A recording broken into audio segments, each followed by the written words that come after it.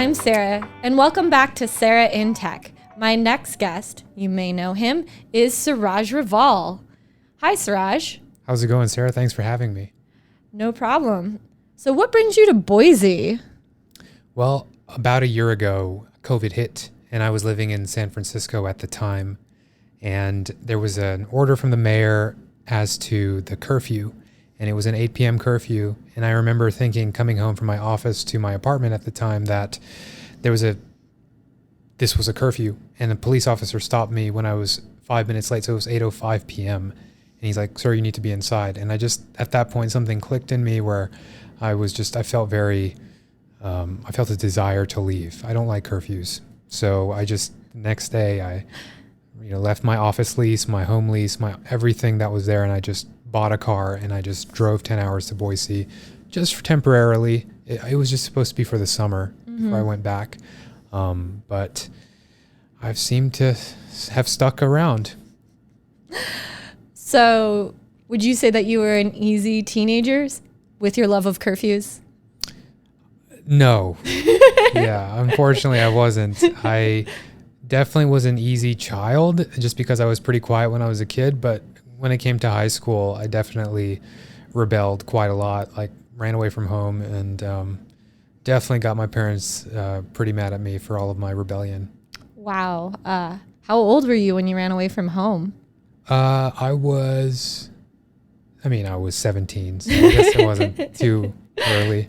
You were 365 days away from being legal, and it wouldn't be running away at that point. But yep. Have you ever run away from home? I cannot say that I have run away from home or snuck out of the house. So I guess I was pretty boring. I guess so. So when did you first discover your love of technology? Do you remember?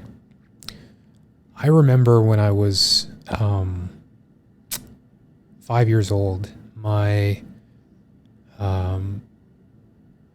mom bought us an MS-DOS computer. And are you familiar with MS-DOS? Yes, I had an MS-DOS computer really? Too. Yeah.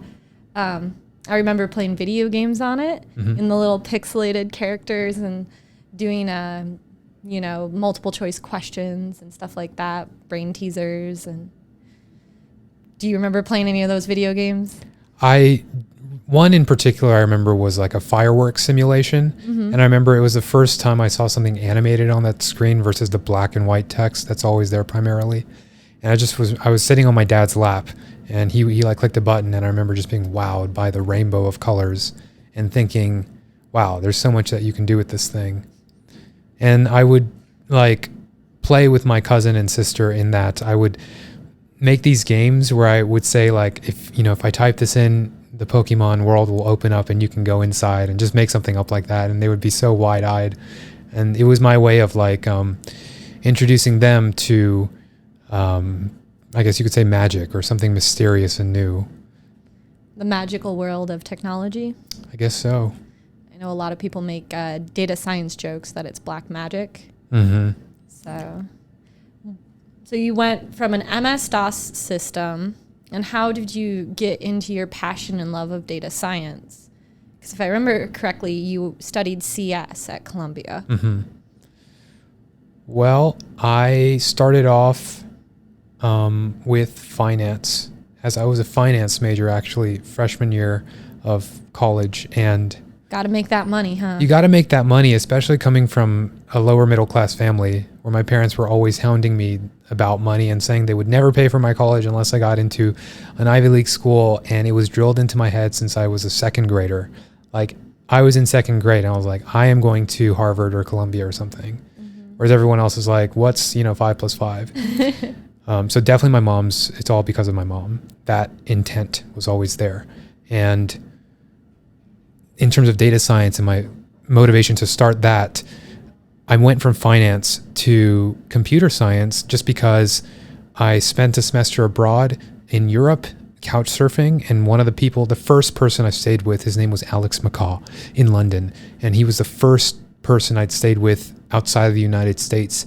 And I remember he had this Hackintosh that he had built, and he showed me the screen. Are you familiar with Hackintoshes? No. Well, I've heard plenty about them. It's a hack together Macintosh. right? Yes, exactly. Well said. That should be like the trademark of it. But, and I remember thinking, this is so amazing and cool. I can't believe you can put Windows on a Mac and then run all of these apps that this guy had built in like a matter of 24 hours, like a automatic blog post filler tool, like these design tools, just these very creative technologies with code. And that's when I was awakened to the fact that you could make something incredible. And he said he was envious of me, Alex. It was this smart programmer, because I was an American and I had access to San Francisco. And in San Francisco, you could earn like a 6-figure income doing this stuff. And he wished that he could do that. I mean, fast forward to 10 years. I mean, Alex has written the book on JavaScript, the O'Reilly book. He worked at Stripe, which is one of the IPO unicorns of San Francisco, one of the great modern stories of a fintech company, which Stripe powers something like 50% of transactions on the web now. Wow. And then now Alex has IPO'd his own company, Clearbit, which is a data API. You just put in your email and you get all of this social data. Just a brilliant guy. But I was lucky enough to meet him 10 years ago at the very start. And just, it's insane how one person in your life can change so much, isn't it? And they feed into you a lot of different information and awaken different parts of you. And it brings so much to light and can definitely change you as a person, hopefully for the better. Yeah, he definitely did. I had, I was suspended from Columbia when I was a freshman, and I was very lost. And this was a way for me to reset. And computer science was just something that I'd always loved. I didn't know if I could be good at it. Like maybe this wasn't how my brain worked, but it was just through grit and passion. And, I think more than anything, it's just grit to just sit there and like program and fail and fail and fail and fail. But just to have this meaning behind it, that made me continue, because there was just so many cool things that I could do. So I started with computer science, and then I just built everything that I possibly could. iOS. My first app was called iBaton, where you took your iPhone and you could select a song on Spotify, and then moving your phone like a conductor's baton, you could speed up or slow down the tempo of the music in real time. Is that because you were in marching band and had a lot of passion for music as well, and so it put two of your passions together? Absolutely. I've always loved music. In a different life, I'd be a composer or a conductor of some kind. What is your favorite artist for classical music? I would say my favorite artist for classical music would be Franz Liszt. He was a German composer. Mm-hmm. Most of his music is very sad. Oh. It's weird. Like, I consider myself a generally happy person. Like, I'm hardly ever depressed. It's kind of hard for me to be depressed, but I just love sad music. I'm not sure why. I listen to it and I feel emotional and I, want to cry. But then it makes me feel happy. That's an odd thing to say about sad music, that it eventually makes you happy.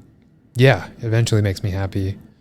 And I found that I kind of need to be a little bit sad to get into a creative state. I'm not sure why my mind works like that. I think it's like the tortured artist, even though it's a trope, it's a true thing. Like a lot of artists, even myself in particular, when I get into my flow for painting or working in any sort of medium, there is a certain level of sadness that feeds into the creativity. And the tortured artist trope definitely encompasses that. And I mean, between all of the wonderful stories about artists cutting off their ears or having unrequited love, definitely fits into that space. Yeah. Yes. Do you consider yourself a tortured artist? I think that I can be tortured just by my own thoughts and my own overthinking. I tend to have a mind that races, and I'm hardly ever in reality. I'm always like in different layers of abstraction, trying to connect the dots between different things. Some things very esoteric, like consciousness or free will, or just philosophy. And then, but at the same time, I've learned to be a little bit more grounded in my thinking. That's always a process. I don't consider myself a tortured artist as much as I would like to say. I've been very privileged, I think, in my life. I think you've had quite a lot of success. Thank you. I know me personally, when I think, like, my thoughts are so spaced out that if I say them out loud, people get terribly confused because they're not linear. Have you found that to be useful in any way, or is it just like annoying? Or it's like I'm running a bunch of threads in parallel, and then at different points in my thoughts, I try to share them, and no one understands the parallels between them and jumping through the many different threads that I'm running.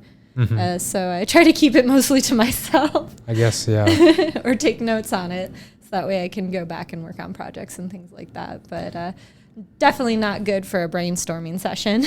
Right, because you're probably working on a lot, right? Yeah, I have quite a few things going between working full-time, a podcast, and running a meetup. And maybe if everyone didn't know, I'm a single mom. So definitely quite a few plates up in the air. Yeah, that's hard. It's admirable. I feel like there should be more of that. Like, I guess single moms who are, in like the workplace and like are career women. And do you feel like there's like enough of that out there? Like that there's enough of an example, or that there should be more? I really wish more people admitted to being parents, and then like even the dads like admitted to being parents and being passionate about being parents, but also saying that they're career driven. I know I was at both of my parents' workplaces growing up, and they had career jobs.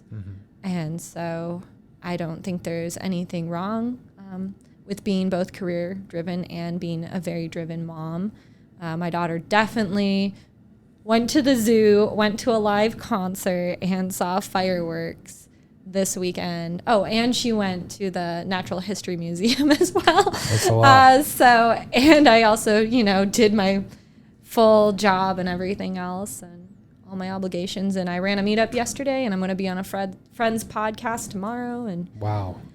Yeah, but if I want my daughter to have a successful career, I need to lead by an example. And the example is, this is my life. Why not live every aspect of it to 100%? I like that. It's very tiring. I can imagine, yeah. Got to lead by example.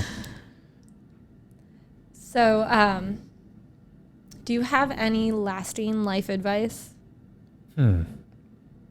Like advice you'd want to give to your kids or your grandkids that you think would stand the test of time? Well, yeah, I think one of the ethos that I live by, I always try to condense any set of thoughts I have into like a bullet point of 3 things. And so I think one of the frames I look at is that a clean mind, a fit body, and a house full of love.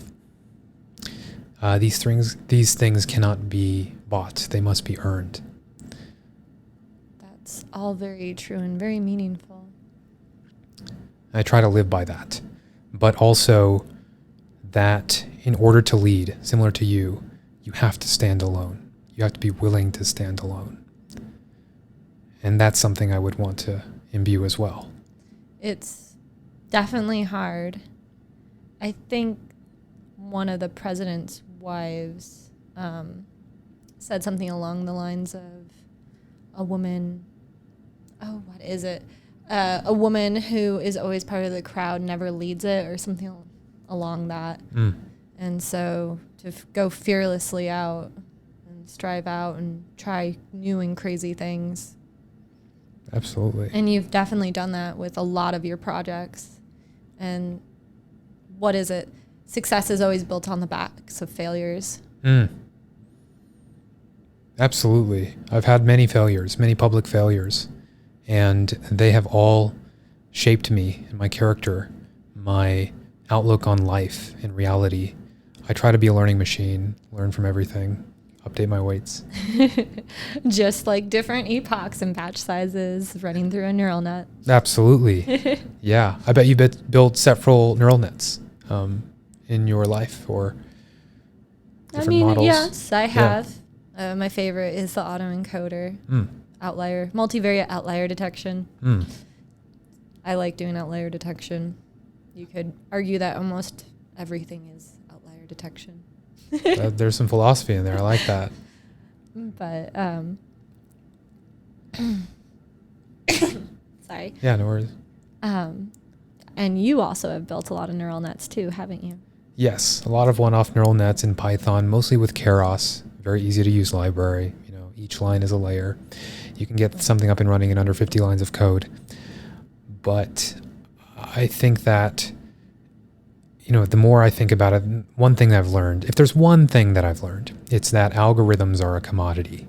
You know, there's no limit to how many open source algorithms that could exist at any given time. It's the data that matters in terms of being able to do data science. And right now, there's just not a lot of it out there publicly, at least compared to what's locked away in institutions like hospitals and universities and clinics, and it's all locked away. So I would like to see more open source data. I think that'd be really cool. Have you ever used open source data in general? I mean, I have. I can't say that I find any good open source data, because most of the places that spend money to gather the data don't want to share that information. And so it's very gated. And I mean, I work with billions of transactions at work for fun, or well, there's a purpose to what I'm doing. It's not fun, but I think it's fun. Yeah, I guess so, yeah. And I've worked with medical data, but you don't even have the rights to your own medical data. Your smartwatch, like the company that your smartwatch belongs to, owns your medical data, and trying to get it to release to your doctor. Then your doctor won't use the medical data off of your phone or off of your smartwatch because of the measurement errors, and it's just like all of these lack of sharing. And if we could, at least if I could own my own data, that could be big. And I mean, even my social media presence, if I had a mental illness, we could possibly put it into an algorithm and help psychologists diagnose mental illness. And it would be very easy to see that from a social media profile. And there are so many beautiful things that we could do. It's just that it's really hindered by all of these different entities owning the data. And so it's difficult to even have your own. Absolutely. Today I was learning about a woman named Cynthia Saido, who is the inventor of differential privacy. In the 70s, she invented this, and she's still a professor emeritus at Harvard University of Computer Science. So super inspiring woman. But the reason I was looking into her is because I was looking into differential privacy. And the reason I was looking into differential privacy is because that, alongside two other technologies, homomorphic encryption and federated learning, can allow us as anonymous agents to be able to learn from private data sets without actually knowing the content of those data sets. And this manifests itself in a project that I'm very passionate about called OpenMind. OpenMind, MINED.org. They are working on, it's my friend Andrew Trask at DeepMind. This is like his side project, but it's a partnership with the University of Oxford, Udacity, and several other institutions where anybody can use these open source libraries in Python to be able to learn from a data set, like primarily health data. That's really their target. And let the provider, whether it's a clinic or hospital, know that I am going to use this machine learning model on your data. I'm going to learn from it, but I also don't know what the contents of it are. So I'll be able to make a prediction using it, but I'll never know. And so in this way, the patient data is kept secure, and you get to train a model on it. And if more institutions started adopting some sort of framework like this, I think we get to a world that you're talking about where we can actually start learning from data to make treatments available. That would be very beautiful, and I hope it becomes more widely adopted and not just one or two one-off projects. Absolutely. I mean, and you're working with data science all day, right? Yes, that I am a data scientist. That is what I do. And you're basically in front of a screen then for all of those hours. Correct. And then in my free time, I run a data science meetup. Yeah. And then I help align presenters for also another conference series, all of which are data scientists, and help run that. Yeah. Well, I mean, given that that's the case, you're doing all this amazing work in data science, it's in front of a screen. I have a gift for you. Uh-oh. Yeah. So this is a gift that I thought would be kind of cool. It's purple, which I believe is your favorite color. Yes, that's right. So these are blue light blocking glasses from a company called Contre Blue. They're a company out of Los Angeles, and you can just put them on, and you look very smart and snazzy.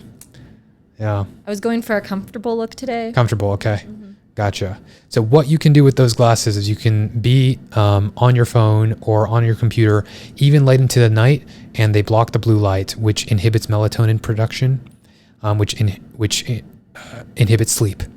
So this is a way to have the best of both worlds. Did you hear in one of my prior podcasts that I shut everything off at 9? I have them all on smart switches and everything shuts off at 9. There you go. So that way I can fall asleep by midnight. Perfect. So it sounds like I have a hack so I can get 3 more working hours in. There you go. So I guess you don't even technically need them, but I guess they're just a fun pair of glasses to wear. They are. Do I look good? You do. Yeah. Why, thank you. Do you have a pair like these? I don't. I just got one pair. Oh. For you. Oh. Yeah. Well, thanks. You're welcome. So do you have any projects that you're currently working on?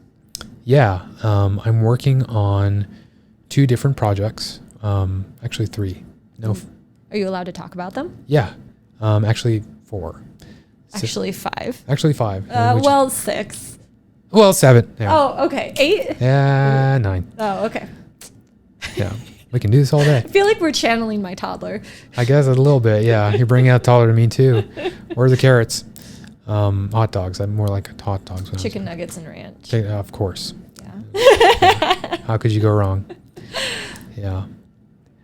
So the first project is called Scriptsy. It is a pill recognition app for your device. You can use your camera and recognize one of the top 100 prescription pills instantly.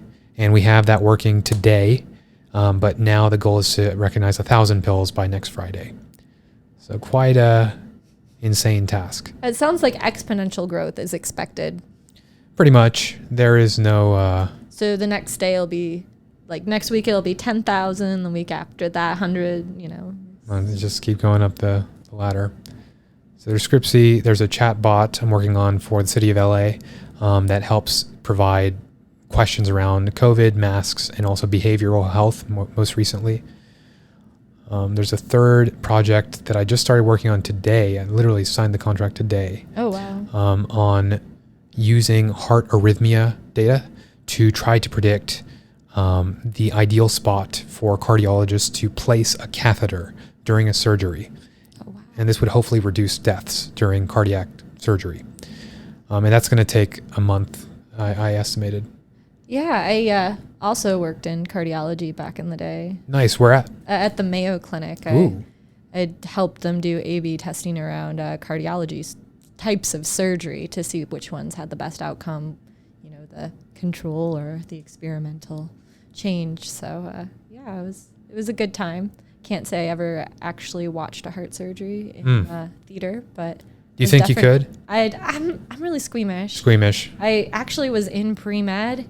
Really? And they had a cadaver lab at my undergrad, and that's when I decided to be a zoologist. Makes sense. I guess there's the different thought pattern you were talking about. Well, I mean, they're not that different. They're both biology. It's just that cutting open a human makes me squeamish, and whereas watching a zebra and documenting its behavior and making an experiment and writing a paper around it's a lot of fun. Which is my entryway into data science. Here we are. Data science statistics. Can't go wrong.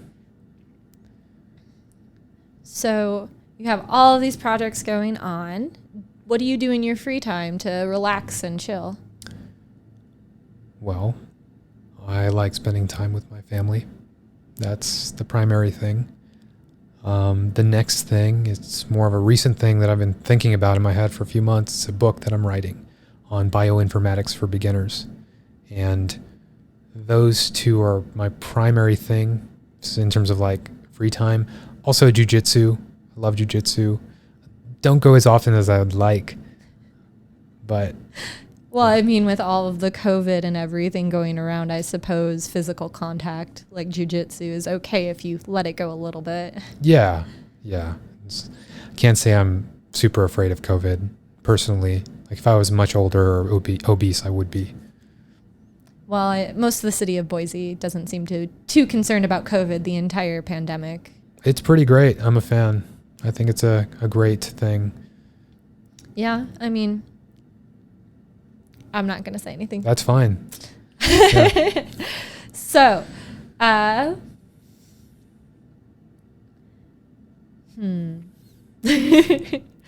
know quite a bit about you. Yeah. And we've spent quite a bit of time together. That's right. We have. And I am just trying to think of some fun things to talk about. Right. I mean, it's been, we've talked quite a lot. Yes, yeah. It's true. So I know what's going on. Oh, I know what I need to ask you. Yeah. A lot of people are really wondering what's going on and why you're not making videos at the same rate that you previously were making videos on YouTube. I know personally, I was a consumer of a lot of your videos, and you were doing weekly live sessions, and before that you were doing like twice weekly educational data science videos, and you kind of seem to be on a hiatus and everyone's a little bit worried or missing you. Yeah, I basically, how do I say this? I fell in love with a girl. Wow. 2, actually. Wow. You mean 3? 3. Never mind, 3. And I like spending my time with them, and that's really taken up a lot of my headspace.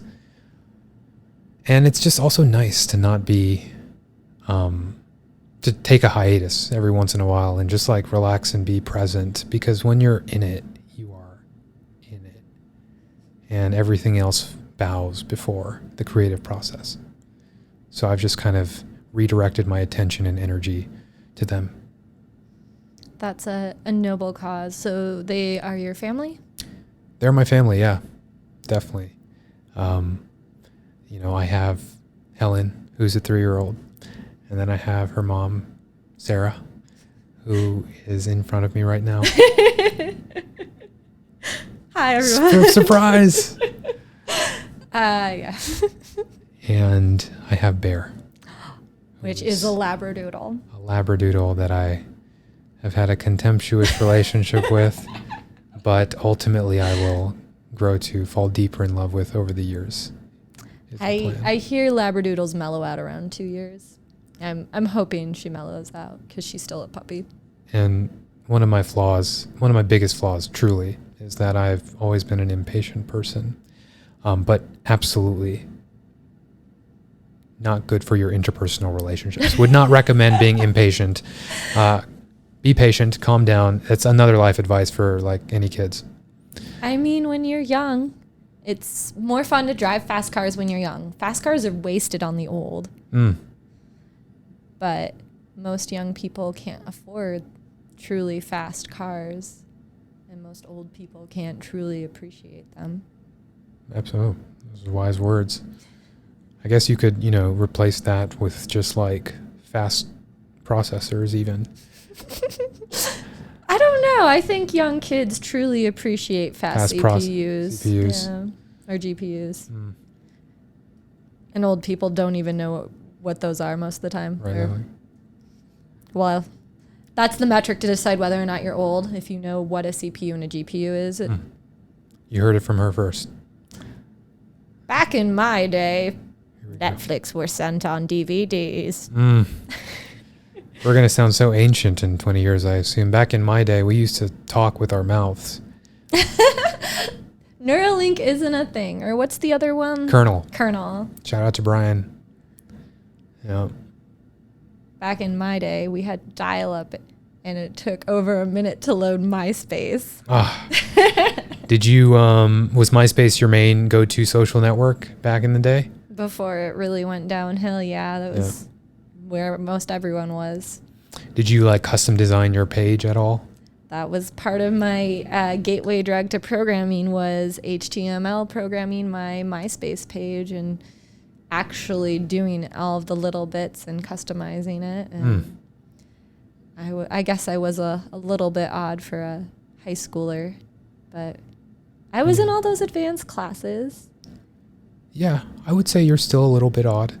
I'm completely normal. I reject your... You reject my... summary of the situation. Okay. Yeah, but being odd is kind of lovable. Aw. Yeah. I love you too. I love you too. Let's stop being cheesy before everyone groans. That's right. Yeah. Anyway, about data. So, is there anything about your life that you want to share or make public? Yeah. I mean, I know you're already like a really public figure, and so a lot is already out there. Mm-hmm. And sometimes it's good to have that segmentation of this is who I am, and this is part of me that I keep back. Yeah, I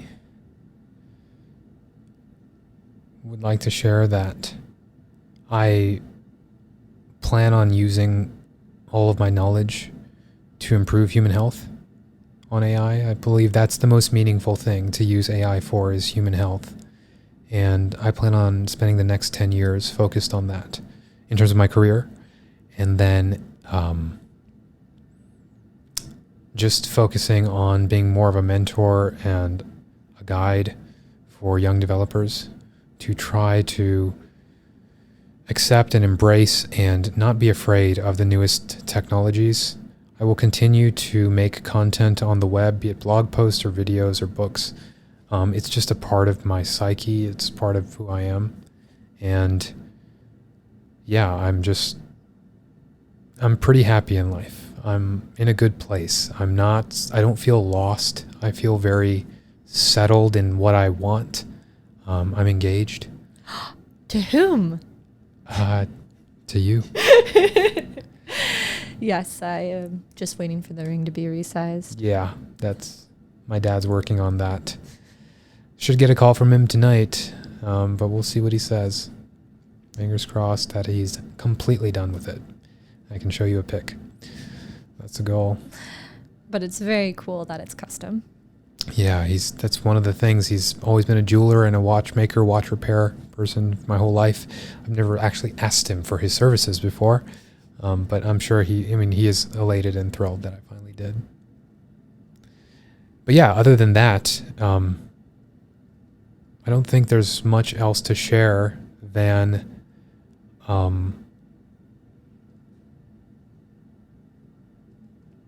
goal alignment. So I've been thinking about goal alignment quite a lot. This idea of what is the most important thing in the world. And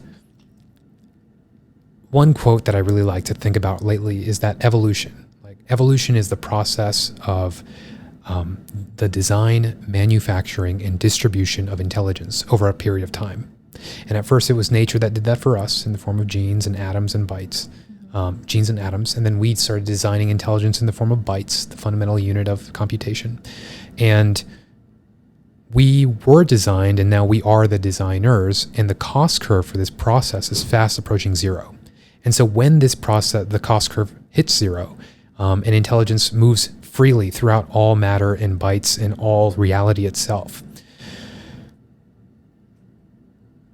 the most important thing in the world will become goal alignment between the different intelligent agents, whether it's us as biological agents, the biological agents we create, plants, organisms, computers, chatbots, all of these intelligent agents, like we all have to align with the same goal in order to prevent what I think our goal should be, which is the mitigation of existential threats, be it nuclear war, climate catastrophe, technological disruption, or the three main ones that Yuval Noah Harari has outlined in his book, 21 Lessons for the 21st Century.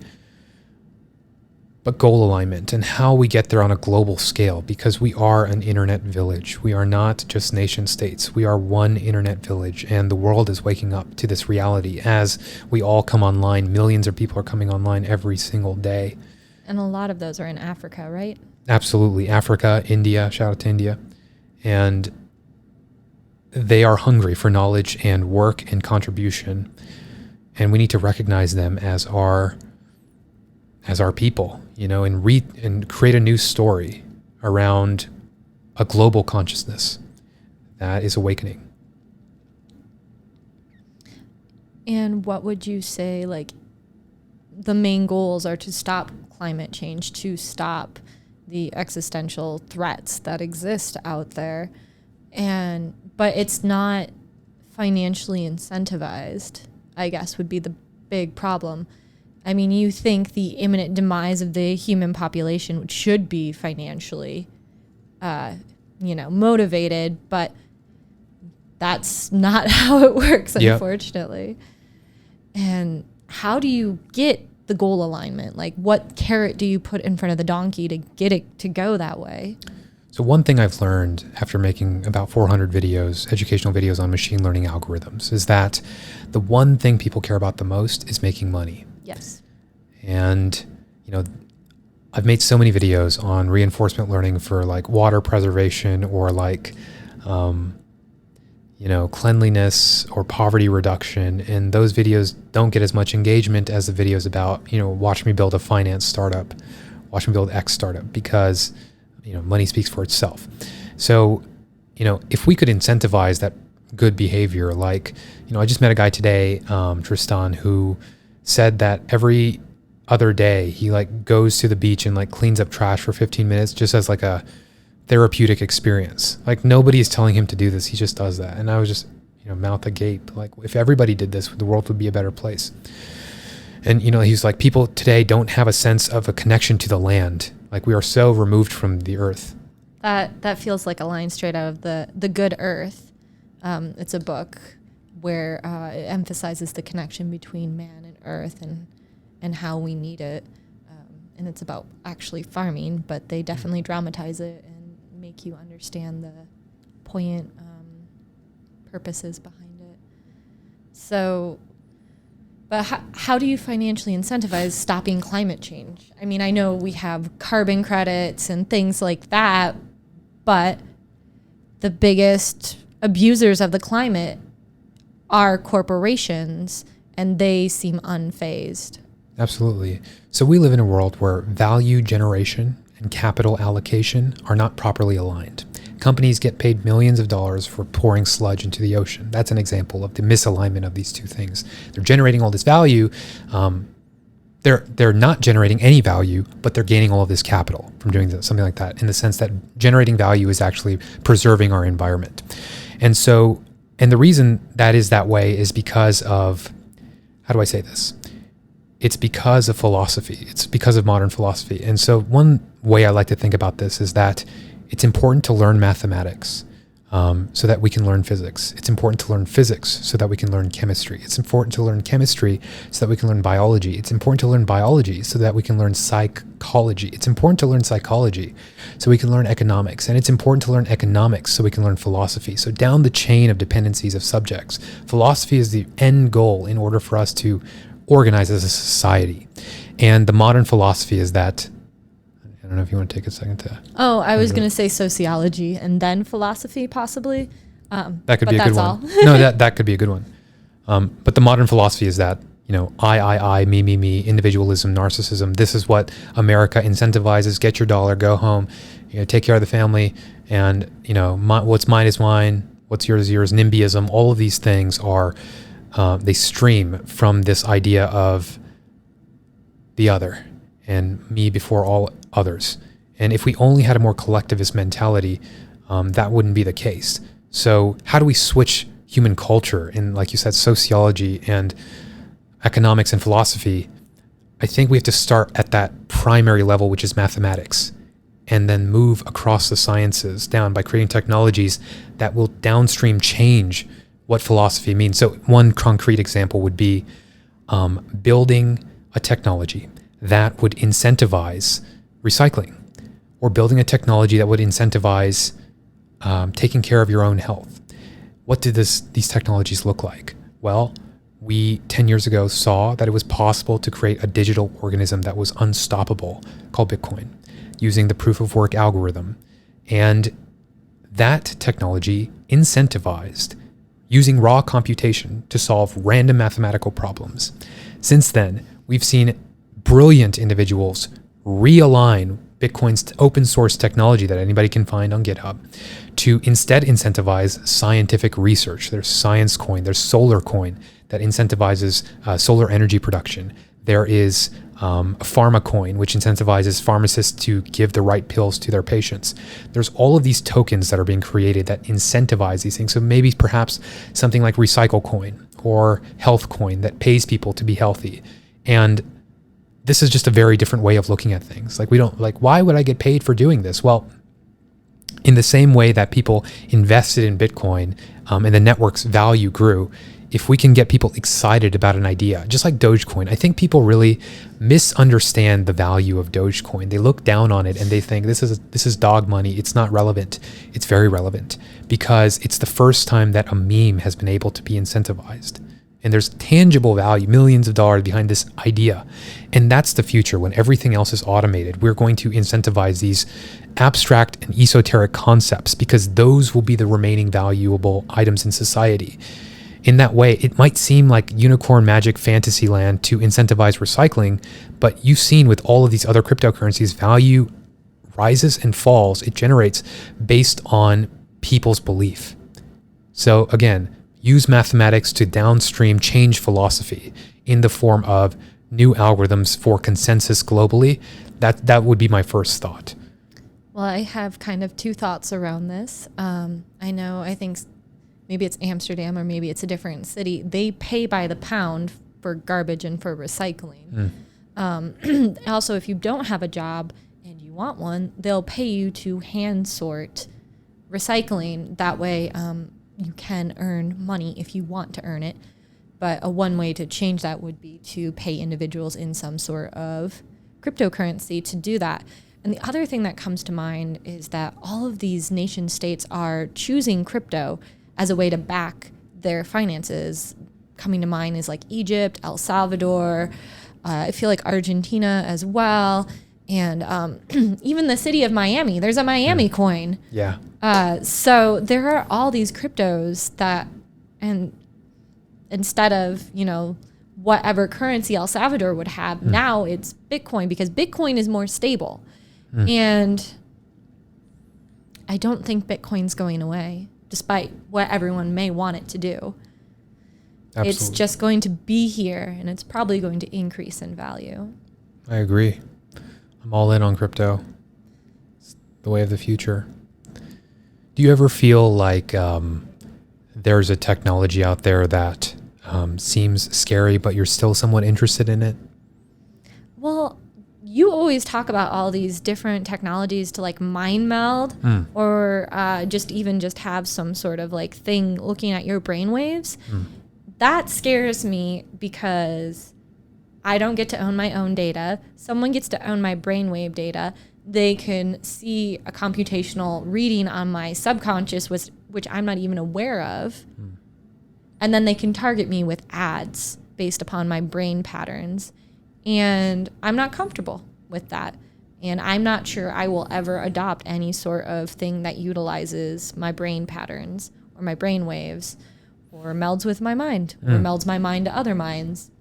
I'm definitely very cautious about a lot of technology. I think that's healthy. For me, it's always the application that gets me the most excited and kind of narrows my focus. Have you ever had an idea that you couldn't quite put into words? Or perhaps an image in your head or some kind of abstract thought that it was just really hard to communicate? Yeah, it's like the same image when I fall asleep, and it's just, I can't describe it. But it's generally upsetting but soothing simultaneously, which doesn't make any sense at all. It involves the color green. So something like that, if there was a way to full fidelity, not even high fidelity, visualize it. I would rather You'd rather not keep being like, I have no idea what that image is. I see it every night as I fall asleep, and I'm okay with my life. I'll just live with the fact I don't know truly what my brain's referencing. Or I'm sure it could record like very accurately what your dreams are and give you a synopsis of that, and that would probably be helpful At That'd least be cool. better understanding yourself as a person. But what you would be giving up just is so much.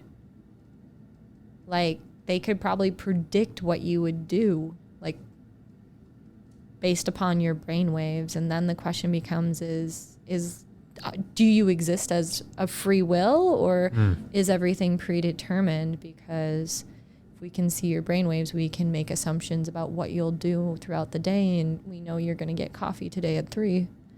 Mm-hmm. Absolutely. And, companies, social networks definitely create models of our behavior, right? And this is so that they can predict what we're going to do, so they can target us with ads. And ultimately, the goal is to be able to create a mental model of you that is as good, if not better than you, at any given cognitive task. Because let's assume Twitter wants the full 100% copy of Sarah so that it can use it as a worker, right? And that is the ultimate goal. Neuralink and all these things are just going to continuously give them that data to create a fully 100% digital twin of you, to then be able to use in different ways for profit. And then I could just go off and live my life and have the digital twin work all day?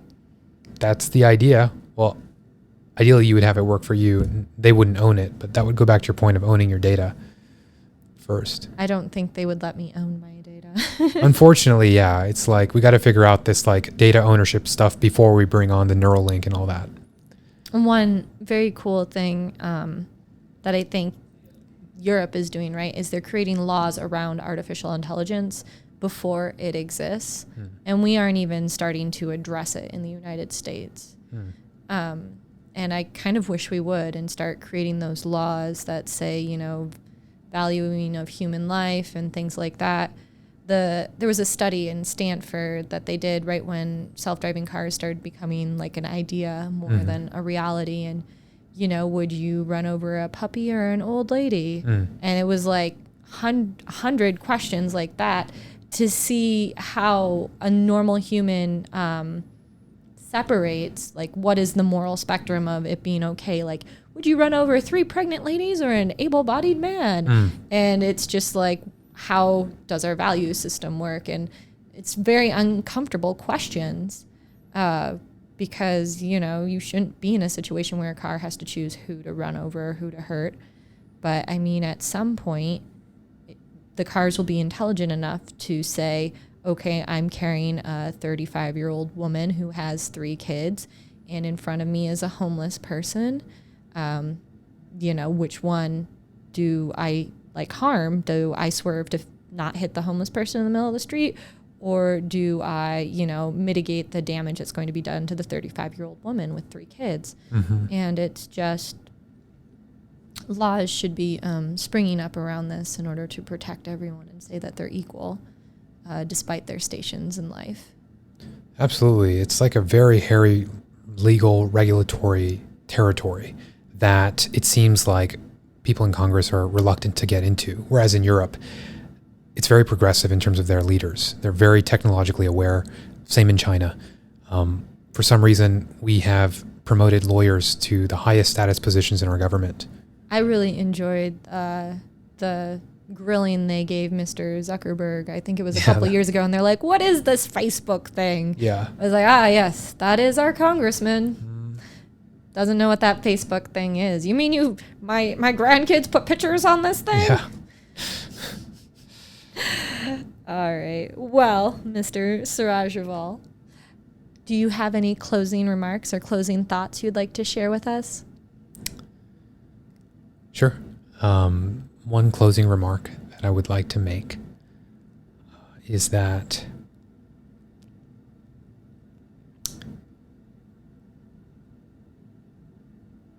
if the purpose of technology is to reduce scarcity, the ultimate purpose of technology is to eliminate mortality. And that is something worth dedicating a lifetime to, and I hope to do that. That is very beautiful and very eloquent. Thank you. So are you. Aw, well, thanks. Thanks for watching Sarah in Tech, everyone. Thanks for listening to Sarah in Tech. Feel free to email me at sarah@sarahintech.net or follow me on Instagram at sarahintech. Hope you enjoyed listening.